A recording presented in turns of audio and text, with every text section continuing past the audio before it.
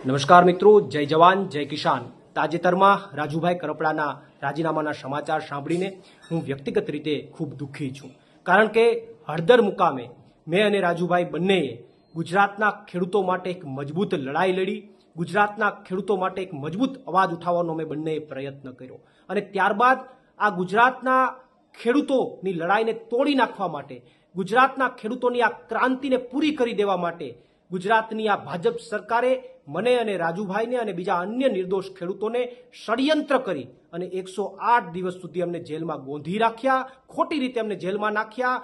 જેલમાં પણ આ ભાજપની સરકારે અમને યાતનાઓ આપવામાં કંઈ બાકી ન રાખ્યું, અમને હેરાન કરવામાં કંઈ બાકી ન રાખ્યા, અમારી ઉપર પ્રેશર બનાવવામાં પણ આ ભાજપની સરકારે કંઈ બાકી ન રાખ્યું અને એટલા માટે મને શંકા છે કે બીજેપીની આ પ્રેશર ટેકનિકના કારણે ક્યાંક અને ક્યાંક રાજુભાઈએ રાજીનામું આપ્યું હોય એવી મને શંકા છે। પરંતુ હજુ પણ અમારા પાર્ટીના તમામ નેતાઓ અને મારે પણ રાજુભાઈ કરપડા સાથે વાત થઈ નથી। અમે એમની સાથે જ્યારે વાત કરીશું ત્યારે અમને ચોક્કસથી યોગ્ય કારણ જાણવા મળશે અને જ્યારે યોગ્ય કારણ જાણવા મળશે ત્યારે ચોક્કસથી અમે ગુજરાતની જનતા સામે એ યોગ્ય કારણ મૂકીશું। આભાર।